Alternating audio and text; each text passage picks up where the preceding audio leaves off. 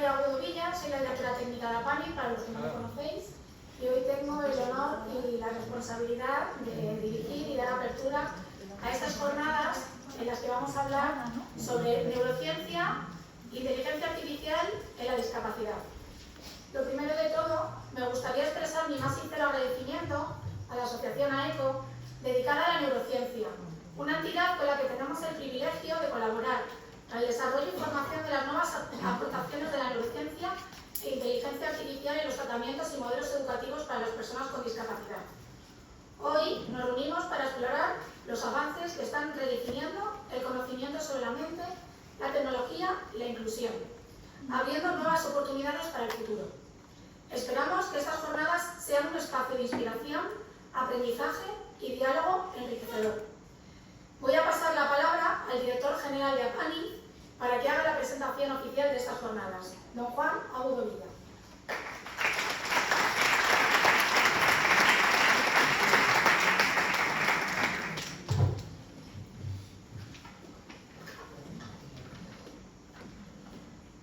Bueno, María, muchas gracias. Presidente de APANI, miembros de la Junta Directiva, directores de centros, profesionales de atención a personas con discapacidad de APANI y de otras organizaciones, y especialmente familias y personas con discapacidad intelectual que nos acompañáis. Reconocimiento especial me sumo, como decía María, a la Asociación AECO con la que colaboramos. Leandro, José Antonio, muchas gracias. Me falta Noemi, que no quiere dejar a nadie, y el resto de personas. Como todos sabéis, en primer lugar quería sumar también al reconocimiento que ha hecho mi hermana sobre el nombre de la jornada, de mi padre, don Juan. Cuando este centro le pusimos el nombre, fui a escribirlo como Juan Antonio, que es como se llama de verdad, y no sabía la boca que me echó, porque dije, ¿no? ¿Qué es eso de Juan Antonio Agudo Villa? Yo soy don Juan y punto, y tuve que cambiar el nombre. De hecho, se llama solamente don Juan Agudo Villa. Como todos sabéis, fue el primer director general de la asociación, fue uno de los responsables principales de que hoy en día nuestra entidad sea lo que es, y puedo afirmar no solamente eso, sino que fue uno de los pioneros en el apoyo y reivindicación de los derechos de las personas con discapacidad intelectual y sus familias. Contribuyó de manera muy significativa y decisiva en el desarrollo de muchas asociaciones y fundaciones que hoy conforman la red de centros y servicios de la Comunidad de Madrid. En reconocimiento, un aplauso.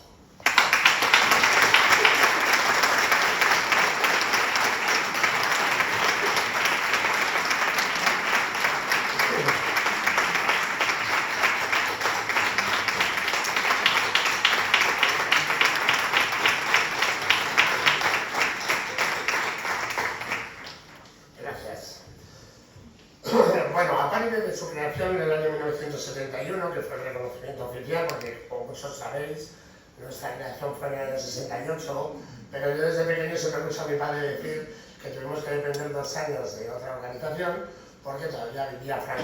Entonces siempre cuento que mi padre me decía que era para que estuviéramos libres de sospecha de ser unidos de rojos, que es lo que se decía en esa época. Entonces en el año 71, que es nuestra constitución oficial, ya en sus estatutos se recoge el desarrollo de actividades y programas que, entre otros, llevan a cabo la realización de toda clase de estudios, investigaciones y trabajos en aplicación directa de la educación y la integración social de las personas con discapacidad intelectual y promoción de investigación clínica que pueda beneficiar tanto preventivamente como curativamente a las personas con discapacidad intelectual. En la jornada de hoy vamos a reflexionar e intercambiar conocimientos que cobran especial importancia en un mundo donde la tecnología avanza a pasos agigantados y la ciencia es capaz de desentrañar algunos de los misterios de la mente humana, por lo que nos encontramos en un momento crucial para explorar la intersección entre la neurociencia, la inteligencia artificial y la discapacidad intelectual. La neurociencia nos ha permitido comprender cómo funciona el cerebro, cómo necesitamos emociones, cómo procesamos emociones, pensamientos y estímulos, cómo interactuamos con el mundo que nos rodea. Gracias a avances en neurobiología, neuroimagen, neuroplasticidad, hoy sabemos que el cerebro es una máquina compleja moldeada por la genética y por nuestras propias experiencias. Sin embargo, aún queda mucho por descubrir sobre la manera en que la mente aprende, adapta y compensa sus propias limitaciones. Por otro lado, la inteligencia artificial se ha convertido en una herramienta poderosa para potenciar nuestra comprensión del cerebro humano, mejorar la calidad de vida de millones de personas. Gracias a técnicas como el aprendizaje automático, el procesamiento del lenguaje natural, las redes neuronales profundas, podemos desarrollar sistemas capaces de interpretar datos, identificar patrones y automatizar procesos cognitivos con una precisión asombrosa. Más allá de este progreso tecnológico, debemos asegurar que la inteligencia artificial esté alineada con los principios éticos que sirva como un complemento a la capacidad humana y, sobre todo, contribuya a la inclusión de personas con discapacidad intelectual. La tecnología debe ser una herramienta de apoyo, no un obstáculo, y es nuestro deber garantizar que las soluciones que diseñamos sean accesibles para todos. En el ámbito de la discapacidad intelectual, nos enfrentamos a retos que van más allá de la neurociencia y la tecnología. La verdadera integración y equidad requiere una comprensión profunda de la diversidad neurológica, el desarrollo de estrategias de educación inclusiva y el compromiso con políticas que permitan a cada persona alcanzar su máximo potencial. Las personas con discapacidad intelectual no solo requieren de apoyos específicos, sino también un entorno que fomente la autonomía, el aprendizaje y la participación activa en la sociedad. En esta jornada vamos a poder debatir cómo la neurociencia y la inteligencia artificial pueden trabajar en conjunto para mejorar la vida de las personas con discapacidad intelectual.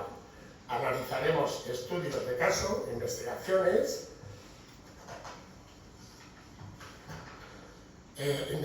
recientes, aplicaciones tecnológicas innovadoras, experiencias personales que nos van a ayudar a comprender un poquito mejor el impacto de los avances en la vida cotidiana.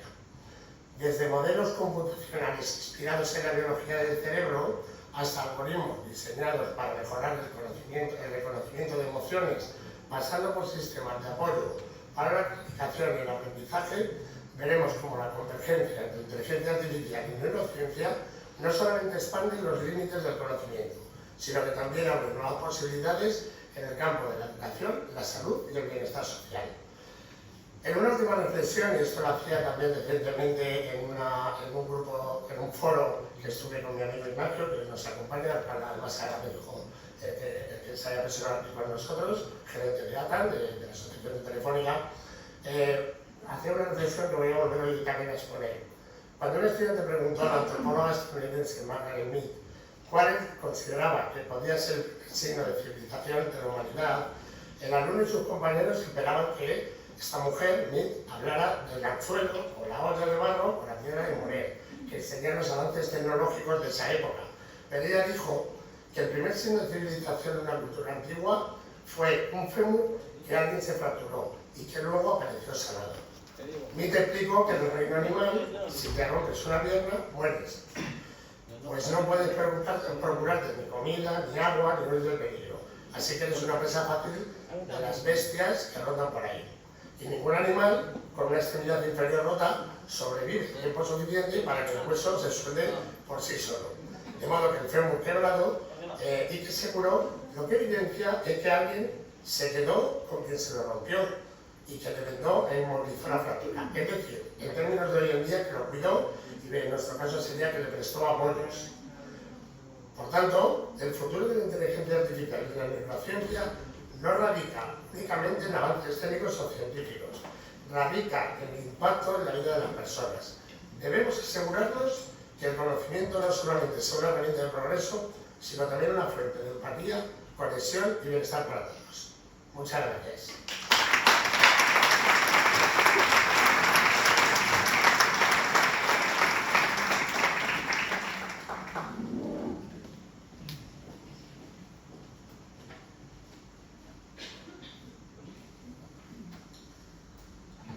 Bueno, yo sé que todos estamos deseando escuchar a los expertos en la materia que nos acompañan hoy, a los cuales agradezco enormemente su presencia un sábado por la mañana y de manera totalmente altruista.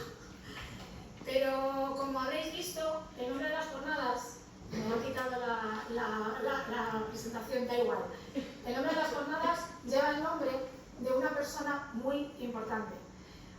Muchos de los que estáis aquí a lo mejor solamente habéis oído hablar de él, no lo sé, pero de los que hemos convivido con él y hemos trabajado con él sabemos la importancia que ha tenido en el mundo de la discapacidad. Este encuentro no solo busca el intercambio de conocimientos, sino también rendir homenaje a una persona y profesional inigualable, don Juan Agudo Valtierra, director general de APANIF durante más de 35 años y además mi padre. Papá. Te pido por favor que no llores porque si no, no voy a ser papá. Hoy rendimos homenaje a una persona y profesional que ha trabajado siempre en pro del mundo de la discapacidad intelectual, en pro de APANIF, su otra gran familia, su vida y cuya dedicación y entrega podemos afirmar han cambiado innumerables vidas. Alguien que, con visión, carisma, esfuerzo y una profunda empatía, ha derribado barreras y abierto caminos para las personas con discapacidad intelectual. A lo largo de su trayectoria ha trabajado incansablemente para garantizar derechos y crear recursos donde las personas con discapacidad pudieran ser atendidas, comprendidas y tratadas con el amor, el respeto y la dignidad que merecían. De eso se encargaba él personalmente todos los días. Su legado no solo se mide en logros, sino en el impacto que ha tenido en el día a día de tantas personas. Es el resultado de una vida dedicada al bienestar de los demás, un testimonio de generosidad, valentía y compromiso. Hoy le agradecemos cada esfuerzo, cada sacrificio, cada palabra de aliento cuando las cosas no iban bien. Y cada idea visionaria que transformaba en un proyecto que cubría alguna de las necesidades que las personas con discapacidad tenían. Su trabajo es una inspiración y recordatorio de que con determinación y corazón podemos cambiar el mundo. Él ha conseguido lo que creo que cualquier ser humano busca en esta vida cuando está llegando al final de sus días.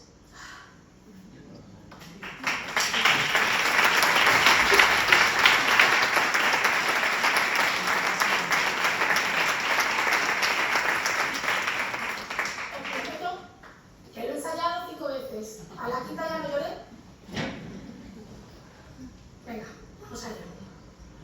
Él ha conseguido lo que creo que cualquier ser humano busca en esta vida cuando está llegando al final de sus días, que es obtener el cariño, el agradecimiento, el respeto y la admiración de las personas que se han ido cruzando en su camino. Usuarios, familias, profesionales, amigos y, por qué no decirlo, también de la administración pública con la que tanto ha luchado y ha peleado. Pero sobre todo de su familia, que aun estando en muchos momentos de nuestras vidas bastante y algo ausente, hemos decidido continuar con su labor, transformándola en un compromiso propio que asumimos con mucho orgullo. Porque su lucha no va a ser en vano, porque su nombre quedará grabado en la historia de la inclusión y porque su ejemplo nos impulsa a seguir adelante. Con su perseverancia e insistencia ha contribuido a cambiar la mirada que hoy en día tiene la sociedad de las personas con discapacidad intelectual y contribuir a una sociedad más justa e inclusiva. Gracias, papá. Gracias, Juan.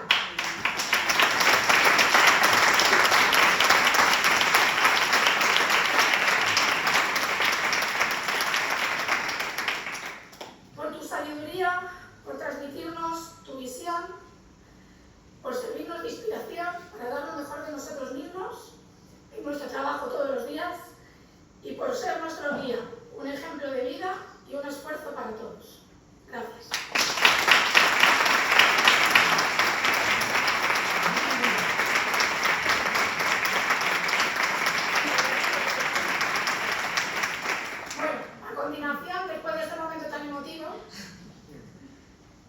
Paso a presentar la ponencia de apertura de esta jornada, que va a ir de la mano de don Leandro González Pizarro.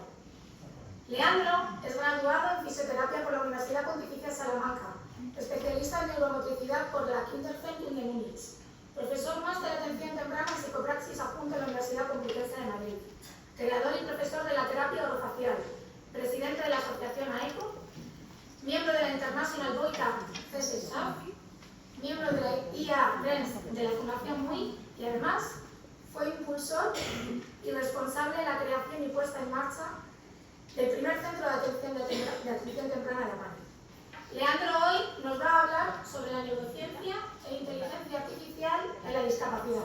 Adelante.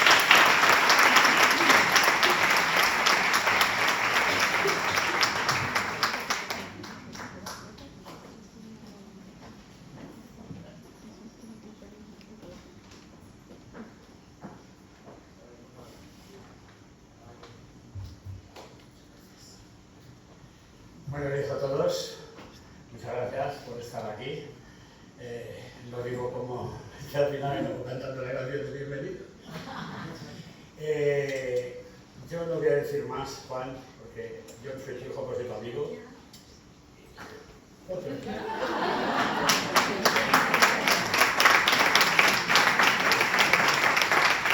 Por eso no quería, porque yo sé que hemos convivido mucho, hemos pasado épocas muy duras, tú lo sabes, mira, muy duras, durísimas, no os podéis imaginar. Pero bueno, de aquella época tan dura queda algo muy importante, y es que te meten el gusanillo en el cuerpo de que esto es importante y de que hay que hacer muchas cosas. Y bueno, afortunadamente después de tantos años, por eso estamos un poco aquí. Además, compartiendo un espacio con señora, con José, con los que, junto contigo, bueno, perdón.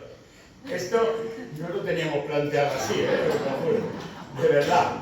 Hemos sido mucho más duros cuando estábamos organizándolo, pero bueno, entender que son muchos años, que es casi 47 años que nos conocemos, y evidentemente yo, para mí a nivel personal, ha marcado mucho mi vida.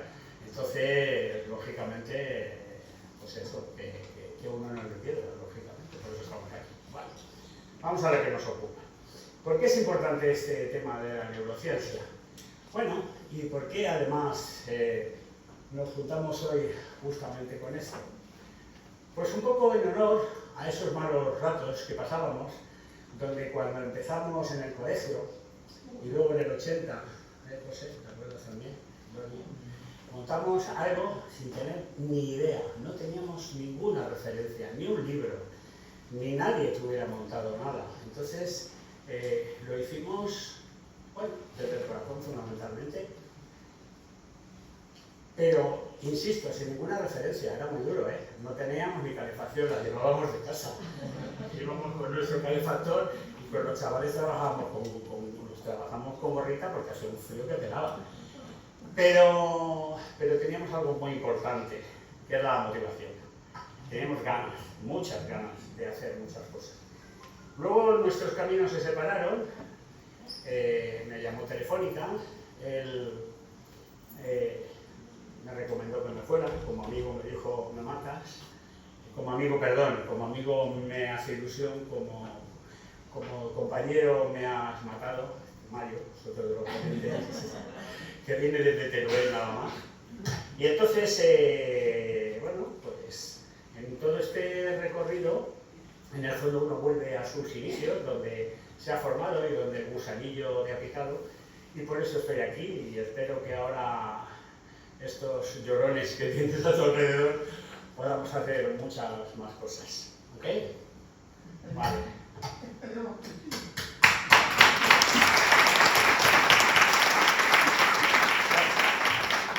Vamos a la neurociencia. Entonces, ¿qué es la neurociencia? Bueno, pues justamente hoy estamos en el momento contrario. Entonces había mucha motivación y poco conocimiento, porque no teníamos referencias. Yo tenía nada más que 3 libros, de los que sacaba todo mi conocimiento. Pero hoy, sin embargo, tenemos mucha información. No solamente está Internet, que ofrece mucho, pero todo esto que ha surgido, que es la neurociencia, nos ha posibilitado el poder conocer mucho más en profundidad lo que es el cerebro. Es a lo que yo ya llevo muchos años dedicándome, y de esas 86 a 100.000 millones de neuronas que hay, y sus conexiones sinápticas, que son muchas, fijaros que estamos hablando de que cada una de esas neuronas puede llegar a tener hasta 10.000 conexiones. Pero hoy sabemos muy bien, empezamos a saber muy bien, mejor dicho, cómo se interconectan entre ellas. Y eso supone que nos da la posibilidad de poder intervenir sobre ellas. ¿Cómo? Pues con elementos que ahora, en esto que va a ser una introducción en estas jornadas, podemos manejar y manipular desde la neuromotriz y desde los elementos que la tecnología hoy nos está ofreciendo. Luego, cuando en el mío os hable del TDCS, veréis cómo pertenece a la neuromodulación, cómo podemos entrar directamente ya en la neurona y activarla eléctricamente y además químicamente. Eso quiere decir algo muy, muy importante, que es por lo que estamos aquí. Por ejemplo, siempre como el mismo, porque creo que es muy válido, sabemos que en el síndrome de Down prácticamente en condiciones normales funcionan solamente la mitad de la sinapsis. Pero si somos capaces de introducir estos elementos nuevos que tenemos de la corriente galvánica, eso todavía va a posibilitar el que podemos iniciar nuevas vías, porque se van a generar nuevos neurotransmisores, se van a activar nuevas proteínas y se van a crear nuevas vías. Y esto, dicho así, dice, ¡oh, qué bonito! No, lo bonito es el resultado final. Y el resultado final es que acabamos con muchas más conexiones. Y al final seguramente no tenemos un síndrome de Down. Vamos a tener una persona que su fenotipo es Down, pero su cerebro ya no. Y esto que estoy diciendo es muy potente, ¿eh? ¿Lo vamos a conseguir ya, en este momento? No, pero ya lo hemos empezado. Nosotros ya estamos trabajando con eso. Y ya lo estamos viendo. No solo sirve, os he puesto el ejemplo del Down, pero hay ejemplos muy claros como pueden ser en las lesiones cerebrales, en la parálisis cerebral, que es donde yo más fundamentalmente trabajo. José, ¿te importa acercarme algo porque está abierta? Pero, ¿de qué manera? Pues de lo mismo, porque al final también pensábamos, ¿te acuerdas? Que nos decían y nos lo comíamos el carro, las neuronas están muertas, están destruidas. No, están ahí, pero no están destruidas, ni mucho menos.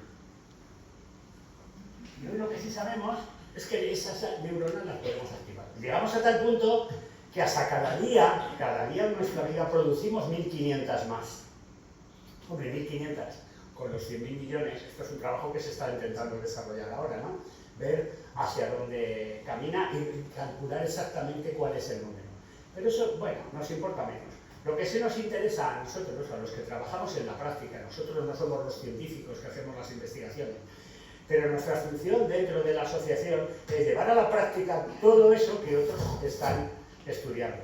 Llevarlo, porque si no, la ciencia siempre se queda en eso. Hago, publico, ahí lo tienes, pero alguien tiene que venir, recogerlo, filtrarlo y llevarlo a la realidad. Y ese es nuestro trabajo y eso es lo que estamos un poco haciendo. ¿Vale? Siempre esta neurociencia se ha considerado una disciplina de la biología, pero actualmente ya no es así. Ahora es un campo multidisciplinar donde hay de todo. La tecnología ha arrasado con todo. Hay ingenieros, hay médicos, hay de todo. Y entonces lo importante es justamente ese trabajo multidisciplinar. Eso es lo que hemos hecho nosotros en la ECO, en la asociación, que en realidad es una asociación que empezó para el estudio del complejo orofacial, que era nuestra primera iniciativa. Pero pasado el tiempo, ya llevamos cerca de los 20 años. El otro día estuvimos calculando, pero ya llevamos reuniéndonos y trabajando en esto más de 20 años. Y entonces al final dijimos, bueno, pues vamos a extender. No cambiamos el nombre porque evidentemente no tiene ningún sentido, pero realmente lo que hacemos es eso, llevar a la práctica lo que otros están investigando y haciendo. El cerebro es muy complejo y entonces todo esto lo que se nos está empezando a enseñar es cómo funcionan nuestros pensamientos, nuestros sentimientos, nuestras motivaciones, nuestros comportamientos, cómo influye y cómo todo esto además va siendo influenciado por la experiencia. Fijaros lo que estoy diciendo. Quiere decir que cuando yo estoy trabajando en la terapia con un chaval, no solamente tengo que ver el patrón biomecánico con el que estoy funcionando, sino su conducta, cómo piensa, cómo siente, cómo es su percepción y algo que está muy detrás, muy importante, que es la familia. Es decir, yo siempre he dicho que mi maestro ha sido Juan. Yo nunca le he llamado Don Juan, siempre he llamado Juan por aquello de la amistad. Pero he tenido profesores muy importantes como Goita, como Bobaz, con los que he compartido tiempo, espacio y formación. Y bueno, teníamos más recursos, pero sabíamos que el ambiente intervenía y que eran muy importantes los padres. Y de hecho el gran salto en mi trabajo fue que empecé a incluir a los padres y que se fue el caos, mira, ¿cómo se acuerda? El primer caos que monté en entonces el Centro de Estimulación Precoz, porque empecé, creo que fuimos los primeros que lo hicimos en España, empezamos a trabajar con las familias. Como no teníamos otra opción, trabajábamos con 5 y 6 familias a la vez. pero fue tremendamente provechoso, ¿no? Porque ahí aprendimos muchísimas cosas y en eso seguimos, ¿vale? Luego María Eugenia, que es profesional y madre, os va a contar muchas cosas de eso de los padres. Bien, entonces, ¿cuáles son las diferentes áreas en que se mueve la neurociencia? Hay muchas. La del desarrollo, todas son importantes, ¿eh? Y en todas de todas tenemos que recoger información. Cómo funciona el cerebro, cómo se forma, cómo crece, es importantísimo. No os podéis imaginar los cambios tan brutales y tan salvajes que hay en el primer año. Es tan inimaginable que el esfuerzo que uno tiene que dedicar para entender todo esto supone muchas horas de culo sentado en la silla, como digo yo. Yo en mi casa ya me llaman el tonto del libro, y entonces... pero claro, tienes que recoger toda esa información de toda esta gente, de todos los trabajos que han hecho. La neurociencia cognitiva, ver cómo funcionan los procesos de los pensamientos, el lenguaje, la resolución de problemas, cómo se estructura la memoria, que no lo sabíamos, todavía no lo sabemos. La ciencia también tiene estas cosas. Lo que hoy vale para la ciencia, mañana ya no, porque otro trabajo lo va a borrar. Pero esto es así, y esto siempre va a ser así. Por eso antes las neuronas estaban todas muertas y ahora no. Entonces, bueno, esto tenemos que contar y tenemos que ser muy plásticos a la hora de trabajar un poco con todas estas cosas. La neurociencia molecular, que explora los genes, las proteínas, esto cada vez está entrando también mucho más en la participación de nuestro trabajo. La neurogenética, la neurociencia conductual. Fijaros, examina las áreas y los procesos del cerebro que suponen, tanto para la conducta animal como para... Fijaros, Darwin ya tiene un libro escrito sobre esto. La conducta en el animal y en el hombre. Y esto es muy poco conocido. Y esto, como yo siempre con mis compañeros psicólogos les digo, machacarlo, porque los problemas de conducta son muy grandes. Porque las alteraciones neurológicas llevan a esos problemas de conducta. No solo en la discapacidad, en la propia sociedad que tenemos hoy en día, que está a toda velocidad. ¿Cuántos problemas de conducta no veis? Que son de otro tipo, pero es que hay muchos problemas de conducta, ¿verdad, Sandy? Muchísimos. Y esos hay que conocerlos bien porque los podemos manejar con mucha soltura hoy en este momento. La clínica, que es en la que yo más me muevo, es lo que nos va a servir para luego ser capaces de activar y trabajar con nuestros clientes. Por eso yo realmente ya, a partir de mi formación, no soy fisioterapeuta, soy neurofisioterapeuta, porque estoy dedicado específicamente al sistema nervioso. Bien, entonces, la sensorial. Nosotros ahora, últimamente, el trabajo que hemos hecho en el año 24 ha sido dedicado exclusivamente a las emociones. Es un proceso, es uno de los procesos de aprendizaje. A través de las emociones aprendemos y hemos llegado a ser lo que somos. Y esas o las conocemos bien para traspasarlas a nuestro trabajo con el paciente, o difícilmente vamos a poder manejar aquella situación. Vamos a ver un poco ahora qué aportes puede tener en este momento, y lo concretamos en este caso no a lo clínico, sino más a la atención a la educación. Bueno, pues hay ahora mismo una serie de campos que están revitalizándose mucho, como es la cognitiva, la afectiva o emocional, la social, la educacional, y con cada uno de estos estudios que se van haciendo en estas ramas, el sistema educativo va a poder transformarse. No es que pueda, es que debe transformarse. Pensad que el sistema pedagógico español procede de la época austrohúngara, que no es de hace unos días. Cambiamos el nombre, ahora la llamamos no sé qué, con qué sigla, luego cambiamos la sigla, pero seguimos estudiando igual de mal, memorizando, exámenes, sin embargo, vivencialmente no se hace nada. Y eso sí, sigue siendo los procesos. Mira, una maestra que lo dice. Eso es otra de las cosas que trabajamos. Y esos procesos hay que trabajarlos. Porque si no, al final lo que tenemos es un individuo que le hemos metido en el casquete escolar miles de millones de información que luego no le sirven para nada. Yo tengo el recuerdo siempre de mi profesor de historia con la pajarita. Odiaba la historia. Según entraba ya, me entraba en la arcada. No lloraba porque entonces era pobre. Pero sin embargo me encanta. Y no hay viaje que no organice donde no haga un recorrido por la historia, que tenemos mucha y muchísima. Y es muy bonito, pero fijaros, todas esas cosas o se cambian o estamos condenados a muchas cosas que no son adecuadas. Bien.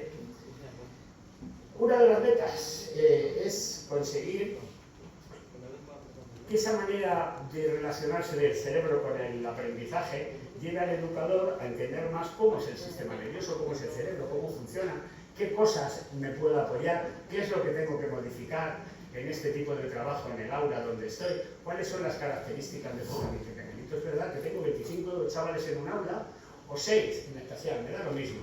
Tengo estudiantes, yo a todos los llamo estudiantes, porque de una forma u otra lo que están haciendo es eso. Y entonces, en cualquier caso, ¿qué es lo que sucede? Pues algo muy importante, que todos son distintos, afortunadamente. Si solo todos fuéramos exactamente iguales estaríamos perdidos.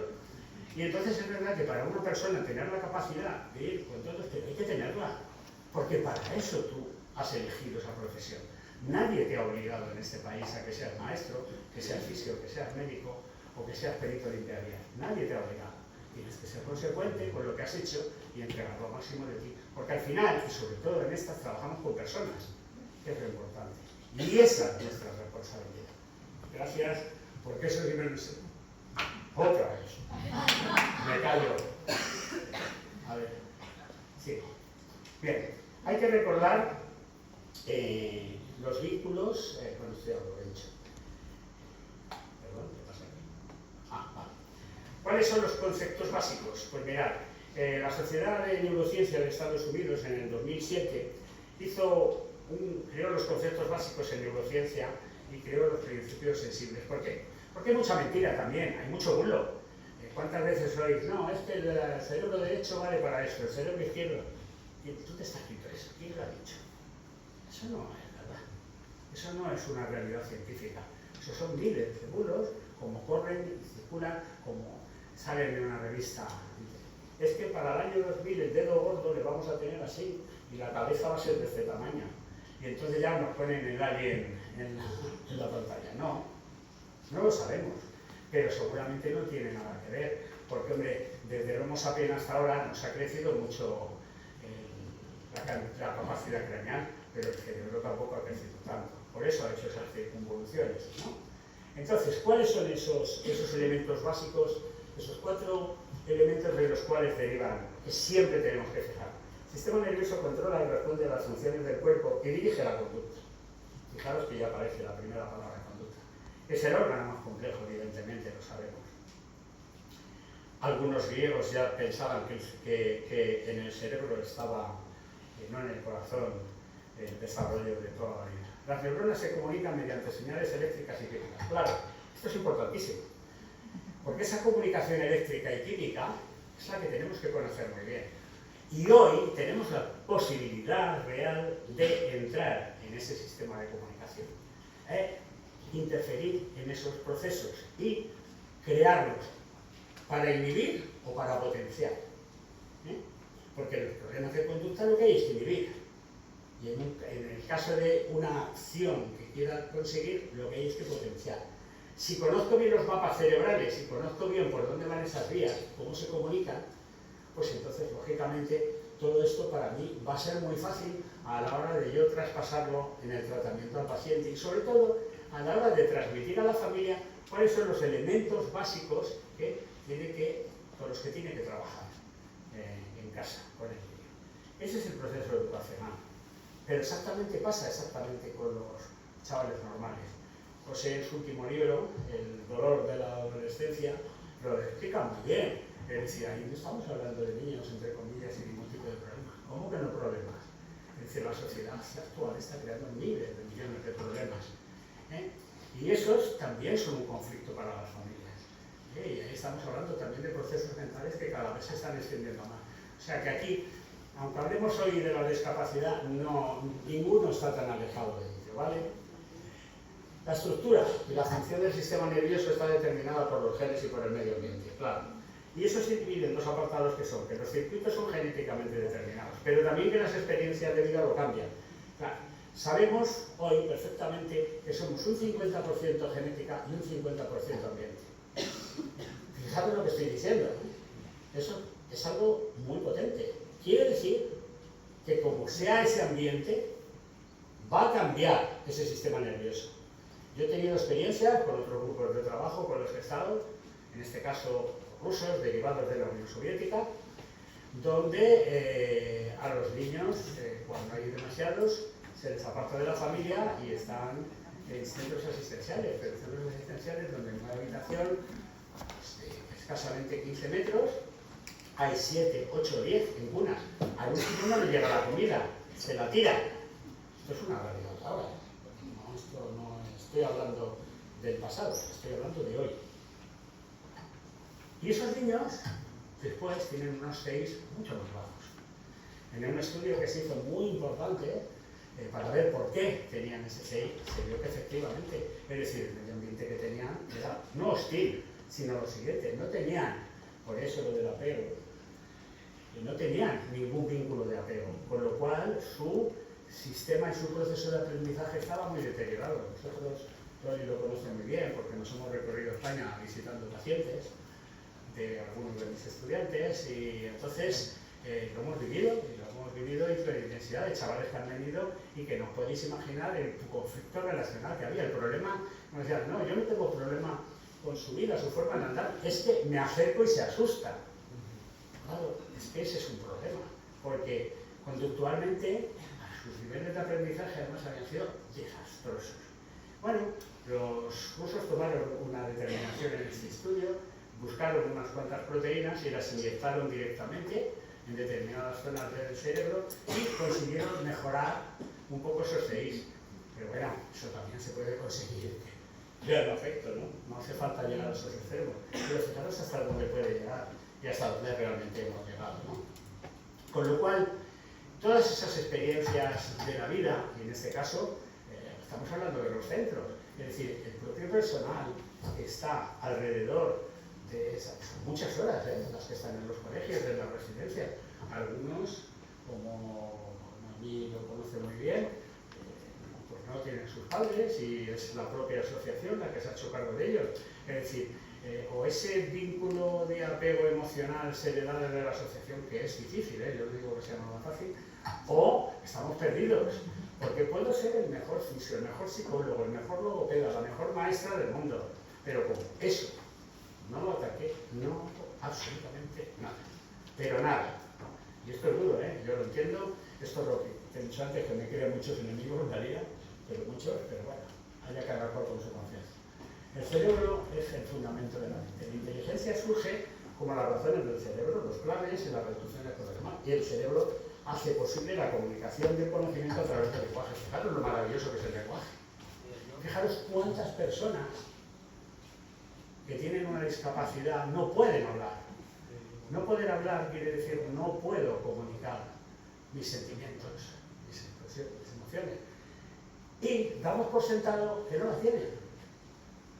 Y cuando hicimos en el año 85, entonces yo ya estaba trabajando en ACA, y con la Fundación Telefónica hicimos el desarrollo de un programa para la comunicación aumentativa y alternativa.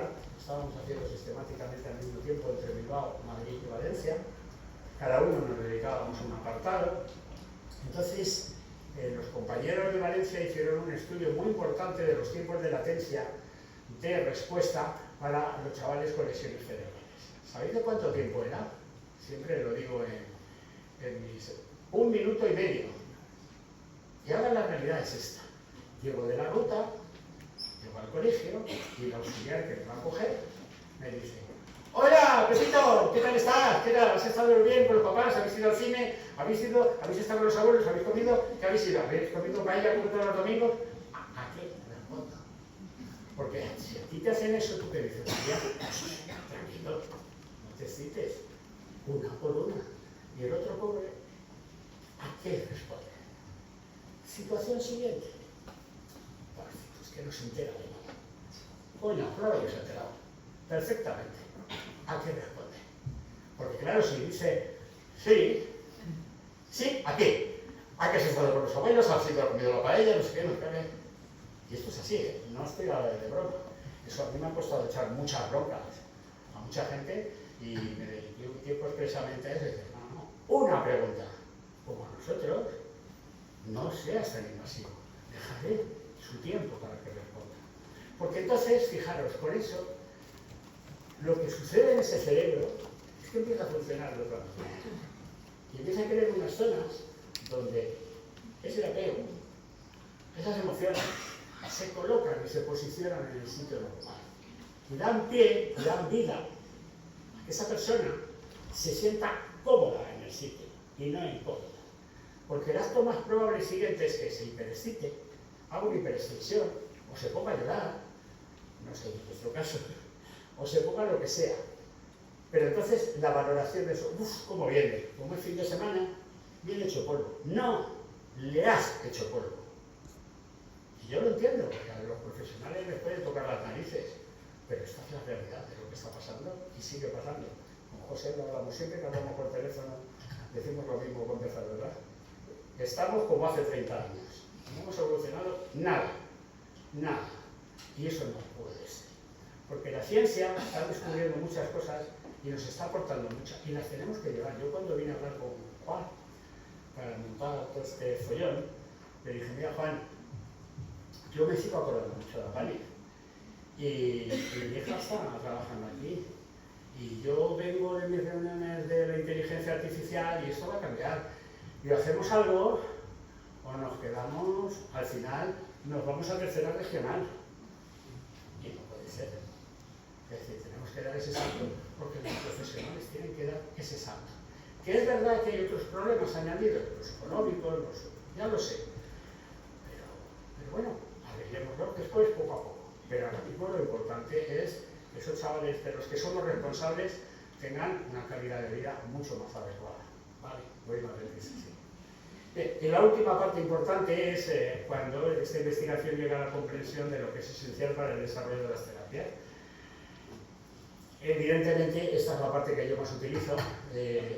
Yo fundamentalmente empecé con los tratamientos neuromotores, que fundamentalmente van encaminados no a mover brazos y piernas, que por eso no llegamos a ningún sitio, sino a actuar directamente sobre el sistema nervioso central a través de una serie de actividades neuromotoras que son importantes y que las que tenemos que ver y que los padres también. Porque en una sesión podemos conseguir más que en todo un año.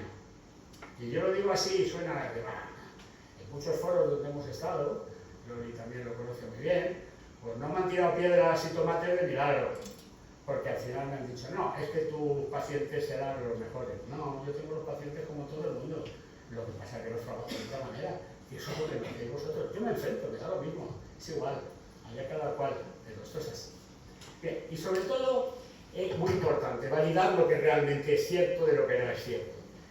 La imagen lo transmite, esto lo de la palabra, eso, que acaba del teléfono estropeado, no sé qué. Es decir, no vale esto de que no, ¿has visto? Lo han dicho. No, ¿cómo que han dicho? No. Hoy tienes aquí unos aparatitos, busca a ver si eso es verdad o es mentira. Ojo, que además hoy hay mucha noticia falsa, ¿eh? Y entonces, por eso también hay que tener cuidado. Entonces, lo que hay que hacer es asegurarse que eso es real y llevarlo a la práctica. Bien. En realidad, esto lo que quiere decir es que hoy, afortunadamente, se empieza a crear un consenso ya entre los científicos y los educadores, pero evidentemente los que trabajamos con los chavales necesitamos un lenguaje común para entender, porque el lenguaje científico a veces es un poco complejo, ¿vale? Nos quedamos muy bien, nos ponemos... Esto es como cuando antiguamente ibas al médico y os contaba y decía, ¿qué te ha dicho? Dice, no lo sé, pero te ha hecho una mierda, porque con todas las cosas que me ha dicho, yo a lo mejor simplemente le ha descrito una gripe, pero le ha contado que si tiene lechericha, que si tiene no sé qué, bacilo, no sé cuánto, y el otro sabe acojonado. Pues no tienes tanto, tienes un simple catarro. Esa es una de las cosas que ahora os contaré en esto de la inteligencia artificial. Bien. ¿Cómo se liga? Pues muy fácil, porque una es esa parte del aprendizaje del proceso de la investigación y la otra a través de la terminología es la parte de la práctica. ¿Cómo llevarlo? Y entonces, es importante, bueno, fundamentalmente la inteligencia artificial no es otra cosa, lo hemos llamado así, pero no es otra cosa que un software. Son una serie de programas informáticos que tienen una determinada amplitud que cada vez evidentemente van a ser mucho mayores. Para una máquina es muy fácil, por ejemplo, jugar al ajedrez, porque son cosas muy sistemáticas, muy estructuradas. Amigo, pero si tengo que mover un objeto, el cerebro tiene que querer primero, segundo extender el brazo. Ahora intentar cogerlo, calcular el peso, hacer una flexión y desplazarlo. Eso supone en un cerebro normal, que ahí, bueno, me bajo porque yo por la izquierda no sé qué, pero que tengo una serie de miles de procesos que tengo que hacer para una sola función, ¿vale? Y aquí la máquina peca, ¿vale? ¿Por qué? Porque todos estos procesos en este sistema de tiempo que tenemos, si me oís, ¿a que sí? Son procesos, al final, fijaros, muy importante. Es decir, están además interactuando todos entre ellos, ¿me comprendéis? Entonces el tema es infinitamente mucho más complejo. Eso es la red neuronal. Y eso hace que ese proceso sea tan complejo para la máquina. Y a eso es a lo que le estamos llamando la inteligencia artificial. Repito, un programa informático. Lo que pasa es que, bueno, aquí nos gustan todos lados del pisto. Y los ingenieros también tienen su forma de darse el pisto. ¿Qué? Porque trabajan en inteligencia artificial. Lo estoy viendo en la televisión todos los días. En la televisión lo estoy viendo todos los días. Ya los relojes van con inteligencia artificial. Si trabajas no sé qué, creador, el IO nos llama con inteligencia artificial. Todo va con inteligencia artificial. Hay tres tipos. Esto sí es importante que lo conozcáis. Estamos en la etapa 1. Hay tres etapas. En la etapa 1, bueno, pues es la más sencilla, es en la que estamos. Es decir, los algoritmos que se le han colocado son fijos y no tiene capacidad de decisión. Pero amigo, en la segunda, es decir, estamos muy por debajo de la inteligencia humana. En el segundo, ya sí que la inteligencia artificial se equipara a la humana. Eso quiere decir que ya hay capacidad de pensar. Es decir, todos estos procesos que os he dicho, la propia máquina va a empezar a hacerlos. Y en la tercera, que es la superinteligencia, nos supera en ese proceso. Y esa es la que muchas veces lo veis en la televisión, en las revistas, donde todo el mundo está asustado, y es verdad que hay un cierto temor, porque claro, ¿en manos de quién cae esto? ¿Quién hace esto? Es decir, ese es un poco el peligro. Bueno, aquí vienen cómo están un poco definidas, la I estrecha, ahí vienen las siglas que son en inglés, pero esta es la que más se está funcionando ahora mismo. Fundamentalmente ejemplos que tenéis son Netflix, Amazon, los sistemas de recomendaciones que existen. Hay programas de asistentes virtuales, programas de diagnóstico médico, porque son algoritmos muy marcados. Por ejemplo, ahora mismo, una de las cosas que dentro del grupo de trabajo se han creado en este año ha sido para los oftalmólogos un sistema muy interesante, que es simplemente, hay una máquina que se ha construido, que va con inteligencia artificial, con esos algoritmos, o sea, que tiene un software, vamos, que no tiene un enano dentro que es mal listo. Y entonces lo que hace es que simplemente pones el ojo y en escasamente unos segundos te dice las 100 patologías más habituales que hay dentro de la oftalmología. Con lo cual, fijaros, es muy rápido, es tremendamente rápido el diagnóstico. Y si no, dices, hay un problema, pero extravasa esas 100 pruebas, con lo cual quiere decir que el estudio tiene que ser más profundo. Pero, evidentemente, todavía no tiene la capacidad de pensar. Todavía no le dice al oftalmólogo, tienes que el miércoles a las 7 de la tarde operarte, porque vamos para atrás como el cangrejo. Entonces, hasta ahí no hemos llegado. En la inteligencia general, la AGI, por las siglas en inglés, bueno, pues esta todavía es hipotética, no está funcionando. Hay una parte que ahora veréis, exactamente, que la superinteligencia, la ASI, por sus siglas en inglés, que también son conceptos hoy puramente hipotéticos, pero que ya sabemos que en algún momento van a aparecer. Evidentemente, seguramente aparecerán sus clases y sus divisiones. Eso, como todo, va a ir cambiando, lógicamente.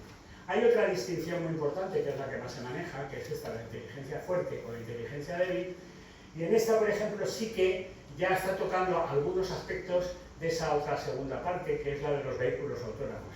Es decir, al crear que el propio coche ya tenga la capacidad de decisión si voy por la derecha o voy por la izquierda en función del tráfico, ¿no? Pero bueno, y lo que sí que está claro es en los procesamientos del lenguaje natural, que lo estáis viendo, porque ahora está publicitado siempre. Yo te hablo en español, con mi voz me vas a oír hablar en inglés, el otro me va a entender, habla en inglés y con su voz yo lo voy a oír en castellano. Nos viene de maravilla para cuando viajamos y somos torpes con los idiomas. Pero bueno.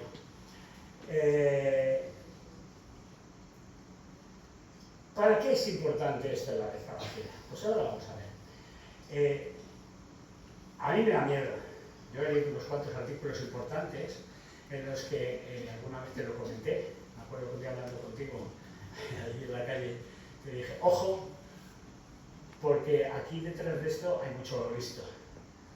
Y se puede utilizar a las personas con discapacidad para generar determinado tipo de información que es válida para otro tipo de cosas. Por lo cual, cuando esto se haga, hay que hacerlo con toda la cautela del mundo. Porque es muy fácil captar un nombre a que, bueno, vamos a hacer, vamos a crear, y luego utilizar esa información para otro tipo de cosas. Con lo cual, ahí sí que tenemos que tener mucho cuidado. Hoy, todavía, de estas herramientas que son esenciales no tienen acceso. Ban Ki-moon era el secretario general de la ONU en el 2014, sigue siendo ahí esto tan actual como entonces. No hay acceso hoy todavía a las personas con discapacidad.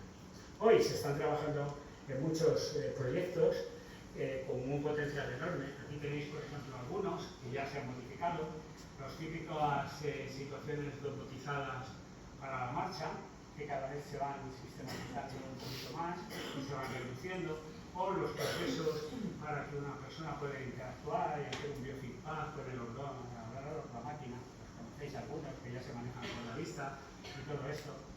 ¿Cuál es el problema de todo esto? Todo esto está muy bien, pero ¿sabéis lo que cuesta esto? ¿Sabéis lo que cuesta esto? No es una fortuna. Entonces, esto tiene un peligro, y es que a las familias les llega esta información. No me da que me separe, perdón. Es que yo estoy acostumbrado en las clases a moverme. Entonces, esa información que llega es, por lo que os he dicho algunos hablando. Aquí tenéis el caramelo. Fijaros qué bonito es, tiene un sabor estupendo, pero este caramelo no es para tu hijo. Y eso a mí sí me preocupa. Por eso, es decir, aparte de que estudiemos y nos formemos como profesionales, tenemos que pisarles un poco el callo a los políticos para que empiecen a soltar la pasta donde la tienen que soltar, para que esto pueda ser una realidad. Porque si no, lo que estamos es perdiendo el tiempo y perdiendo personas que podemos recuperar para una acción de vida. No pasa nada, yo invierto, siempre digo lo mismo, si yo invierto 5 ahora, luego esos 5 se me van a devolver. Si yo no invierto 5 ahora, después me va a costar 30 y me va a ser mucho más caro. Bueno, dejamos ya una puñetera de la idea. Aquí os pongo algunos de los proyectos, en algunos he participado yo. Ahí arriba tenéis, bueno, la realidad virtual. Aquí está Gorka con nosotros, que está ya colaborando.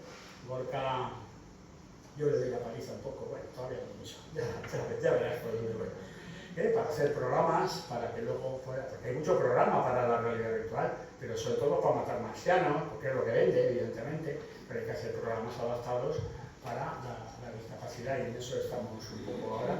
Ya estamos con el primero, él ha hecho una cesión de algunos que ha hecho porque su hermana también es fisioterapeuta y está trabajando con esto, y Noemí está trabajando con algunos de ellos, todavía son demos, pero bueno, luego ya hablaremos y a ver si generamos un buen proyecto para llevarlo a cabo, y queremos empezar también con atención temprana, pero ahí tenemos que hacerlo con sensores y tenemos que hacerlo con pantallas de otra forma, pero lo tenemos ya medio pensado y hecho.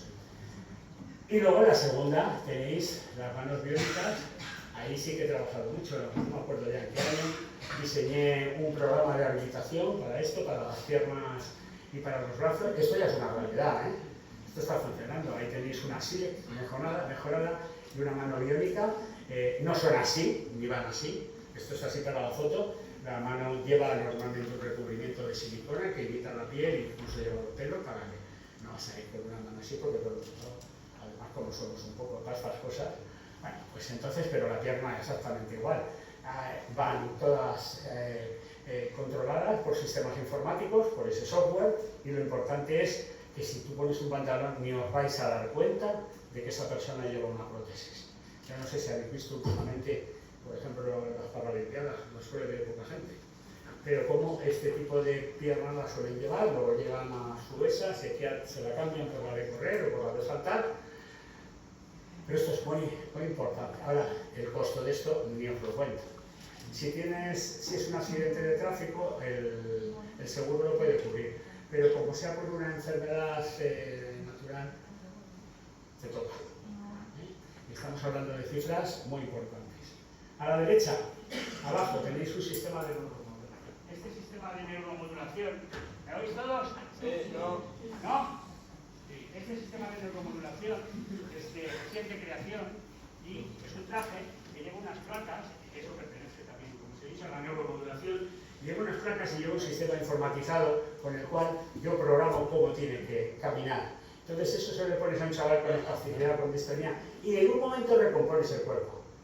Y va a andar perfectamente. Ahora, ¿sabéis cuál es el coste económico de eso? 14.000 euros el traje. Y el profesional, 40.000 por la licencia. Y claro, cuando estuvimos yo, bueno, y el profesional hace una inversión. Vale, yo hago la inversión de 40.000 para cada paciente. ¿Y cómo amortizo? Ah, tú cobras al padre 1.000 o 2.000 euros por sesión. Digo, claro. Y ya le digo que me dé la casa, que me venda la suegra, y que... Digo, estáis locos. Se lo dice, ¿eh? Digo, estáis absolutamente locos. Eso no puede ser. Bueno, tendremos que esperar un poquito, pero evidentemente esto va a estar. No podéis imaginar de verdad lo que es, ¿eh? No os he traído imágenes porque María me lo pedía. A mí me da mucha pena que veáis algo que está y que dice, joder, ¿esto cómo cambiaría?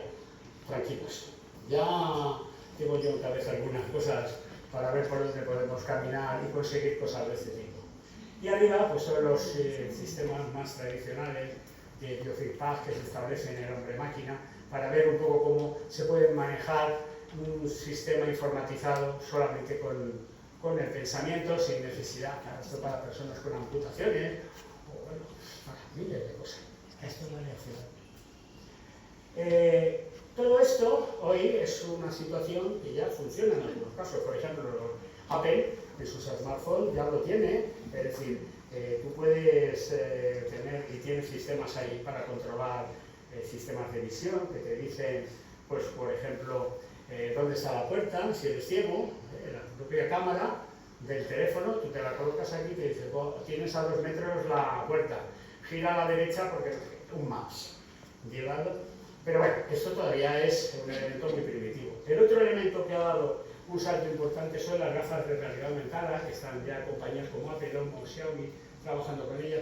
Ray-Ban acaba de sacar unas al mercado hace poco, que son para personas ciegas o con problemas motores, que llevan la cámara correspondiente y los sensores, y lo que hace es, hay que tener un poco de visión, es dirigirte por donde tienes que ir, sin necesidad de llevar un bastón, y estas ya las tenéis en el mercado. Si lo ponéis, gafas Ray-Ban realidad aumentada, o poner, porque las venden como Ray-Ban inteligencia artificial, y las veréis, llevan su lupa aquí, igual que la mira más o menos de un rifle para tirar de lejos, y luego lleva el proyector aquí que va situando la cámara en el sitio, y lleva sus cascos para ver. Yo de hecho tengo unas gafas ya con las cuales a nivel auditivo puedes ir oyendo música y puedes ir a interactuar y puedes hablar. De hecho, este aparatito que todos llevamos en el culo, en la mano, no sé dónde, el móvil, tiene los días contados.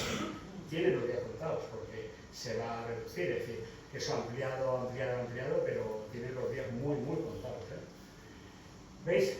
Este es un modelo muy antiguo, pero ahí veis los sensores y con ello, fijaros, esto es importante porque a través de esto va a dar la vida no solo a los ciegos, esto es válido también para, imaginaros una persona que tiene una limitación visual, va en su silla de ruedas, puede ir, pero no puede dirigirse, pero con esto sí que va, por ejemplo, a poder. Aquí hay cosas muy interesantes, por ejemplo, este proyecto, el proyecto ProLate, está solo en inglés. Este es un proyecto, a mí me encanta, porque fundamentalmente lo que hace, esto nos vale mucho para las personas con disartria, histónicos especialmente, donde lo que hace es traducir ese lenguaje para que sea inteligible para que esté trabajando. Imaginaros, yo tengo una disartria, digo, que quiero ir contigo, y entonces normalmente el emisor de la recepción no tiene paciencia, y corta, y no le deja hablar. Es un poco lo que os contaba del autobús. Bueno, pues esto lo que hace es después hablarlo todo seguido y contarlo. pero además sirve para otras cosas, para activar dispositivos del lugar, mucho serie de cosas. Ahí lo tenéis un poco. Android tiene ya cosas como el Talkback, que lo tenéis en el ordenador, es decir, yo veo y mantengo un ciego, le doy y te cuenta la historia que tienes en la pantalla. Y este sí me encanta, el Incensio. Este está en Polonia, es un sistema que ya no es que esté en prueba, ya está funcionando, todavía no se ha extendido. Este es genial, el otro día se lo contaba a Pablo, no sé por dónde está Pablo. Hola Pablo. Se lo comentaba a Pablo. Esto, si tú estás en una clase, en un aula, donde tienes ese grupo de chavales con retraso mental profundo y que están en silla, lo que hace es que se colocan las cámaras y las cámaras hacen una visión, ojo, nariz, boca, muesca facial, cuello, hombros, tronco, exactamente igual que se hace la película Avatar, ¿vale? No hay sensores, sino que la cámara lo detecta. Y cada cámara tiene un niño, con los algoritmos correspondientes y de la información del monitor, del educador, que esté con ellos, se detecta lo que necesita. Y entonces, en el programa informático en la pantalla, si el niño está incómodo, está inquieto, esto pasa muchas veces, y no sabemos qué es lo que tiene, te va a decir, Pepito se está cagando, llévale al baño, porque detecta la temperatura, cómo se mueve, fijaros que me parece espectacular. Fulanito le duele el culo de estar sentado tanto tiempo, hay que moverle un poco y cambiarle la postura. ¿Me entendéis? Es decir, depende de los parámetros que queramos meter, lo cual supone que para esa persona que está con ellos y que ve que uno se queja, que el otro chilla, que el otro se muere inquieto, no sabe qué le pasa. Sin embargo, con esto, la solución es inmediata. Entonces, esa capacidad de atención es la base. Este es un sistema que ya está creado en Polonia, que está funcionando. Si queréis, entrar en internet, ponéis Incensio, Project Incensio, y lo vais a ver, y vais a ver las imágenes, cómo están trabajando con ellos, y cómo la cámara está detectando los ojos, está detectando la movilidad, y os lo explica perfectamente. Luego, hay otra serie de trabajos que ha puesto Microsoft, por ejemplo, el Lab for Accessibility, para mejorar la accesibilidad para el empleo, para la vida diaria, para la comunicación, que es muy importante. Y todos ellos están encaminando siempre a mejorar la calidad de vida. Todo esto que yo estoy contando ya están hechos, muchos están en pruebas, pero como tenemos confirmado, en 2 años escasamente lo vamos a tener. Fijaros, lo último que hemos hecho nosotros, por ejemplo, dentro de la IA, el año pasado, que tuvimos 4 reuniones, en la última de innovación ya se presentó uno de los proyectos de uno de los hospitales, creo recordar que era la Quirón, me parece, donde se ha hecho un casco a través de neuromodulación. Claro, fijaros, el ictus está llevándose gente por delante a punta pala, pero no es lo que se lleva, sino las secuelas que no se llevan.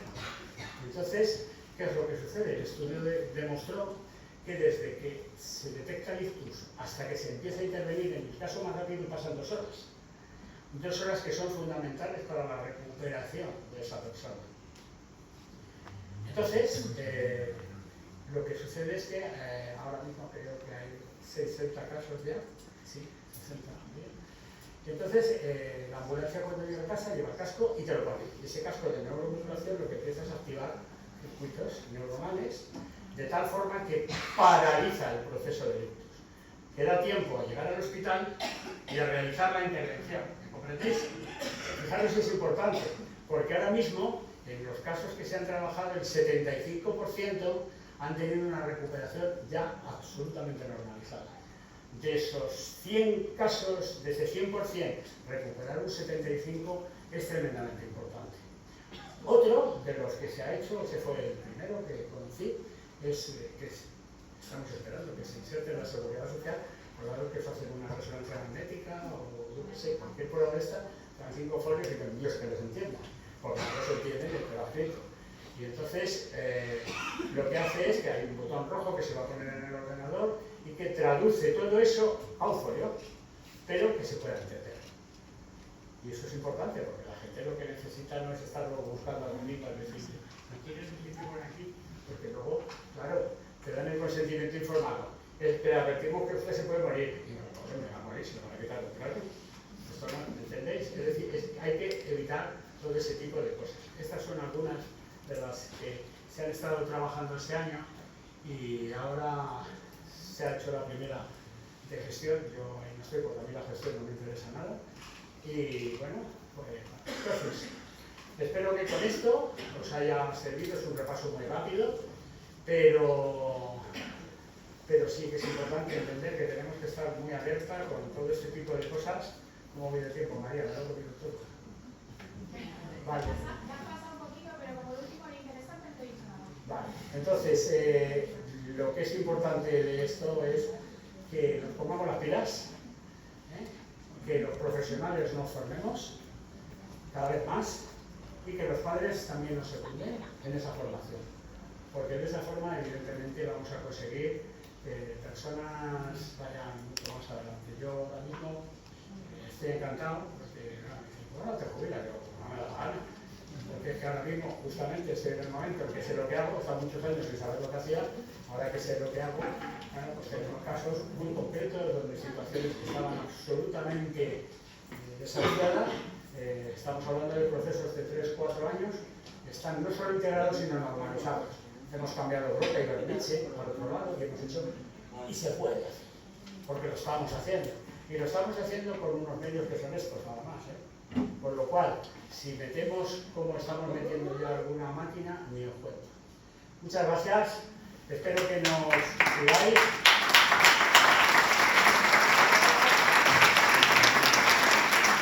Levantando los amplios. Bueno, me dejo con María, que os va a presentar las siguientes. Vale, muchas gracias a todos.